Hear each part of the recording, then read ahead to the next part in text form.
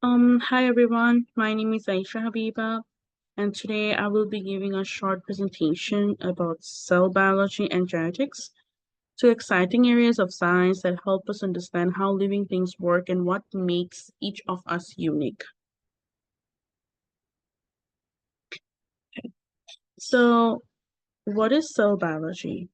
So, cell biology is the branch of science that looks at cells, which are the smallest building blocks of life. Everything from bacteria to humans is made of cells. Some are simple, like bacteria, and others are more complex, like human cells. And there are two major types of cell according to cell structures, and they are prokaryotic cells and eukaryotic cells. So prokaryotic cells are like tiny, simple machines. They do not have nucleus. On the other hand, eukaryotic cells are more advanced. They have a nucleus and organelles that helps the cells do different jobs like making energy or copying DNA. Okay. Then then we have the cell structures and their functions. So every cell part has a special role. The nucleus acts like the brain. It holds the DNA, which tells the cell what to do. The mitochondria makes energy so the cell can function, kind of like a battery. Ribosome helps build proteins, which are needed for things like growth and repair. The cell membranes is like a security gate.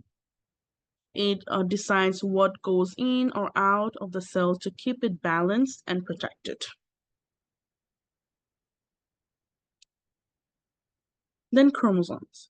So chromosomes are made of DNA. Humans have 46 chromosomes, 23 pairs. They carry genes that decide traits. So chromosomes are found in the nucleus of our cells. We got 23 chromosomes from our mom and 23 from our dad. They hold all the genetics instructions to make us who we are. Then we have genes and DNA.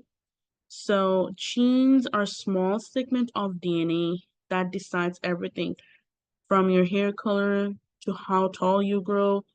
DNA looks like a twisted letter and carries millions of genes.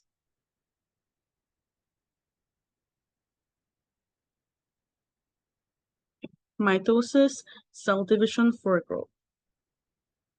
So mitosis is the process where one cell divides into two identical cells. This is how our body grows and repairs itself. There are several stages. In prophase, the chromosomes become visible. During metaphase, the chromosomes line up in the middle of the cell. In anaphase, they are pulled apart to opposite sides. Finally, the telophase, two new cells are formed, each with the same number of chromosomes as the original cells. Now we have meiosis. So meiosis is the process of cell division that creates reproductive cells such as sperm and eggs. Unlike mitosis, meiosis reduces the chromosome number by half. So when sperm and eggs combine, the total chromosome number stays the same. There are two main stages.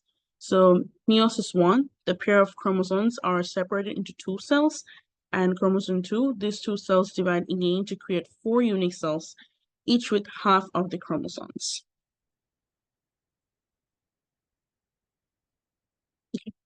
Then we have the genotype and phenotype. So genotype is full collection of genes we carry. It's like the instructions written in our DNA. But just carrying a gene doesn't always mean you will see it in your appearance. That's where phenotype comes in. It's what actually shows up in the real world, like your hair texture, eye color, or even whether you will roll your tongue. Some genes are dominant, meaning they overpower others, while receive while receive genes, recessive genes can be hidden unless both parents pass them on. For example, brown eyes are usually dominant over blue.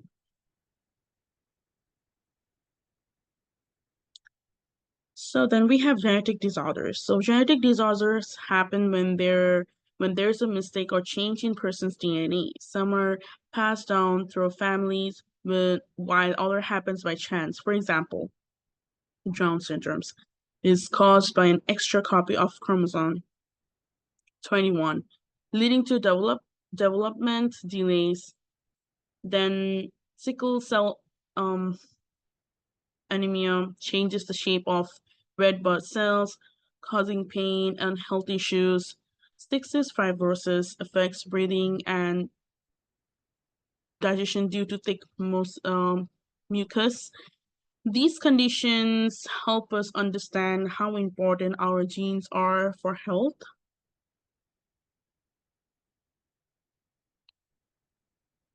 So, why genetics matters today? So, genetics plays a huge role in today's world. It helps doctors learn more about diseases and develop personalized treatments based on a person's gene. In forensic science, DNA is used to identify suspects and solve crimes. Genetics also helps people explore their family history and ancestry. Overall, it's a powerful tool that is shaping the future of medicine research, and technology. So, in conclusion, by reviewing what we covered, um, we started by understanding that all living things are made up of cells. Simple one like bacteria and complex are one like human cells. Inside cells, they do many important jobs and processes like mitosis and meiosis allow growth and reproduction. DNA and chromosomes carry genetic instructions, and genes influence our traits through genotypes and phenotypes. We also looked at genetic disorders and why genetics is so important today, from healthcare to forensic science. All of these pieces come together to help us understand how life works at the smallest level and how the knowledge can shape our future. And here are some references which I used to do my presentation. Thank you.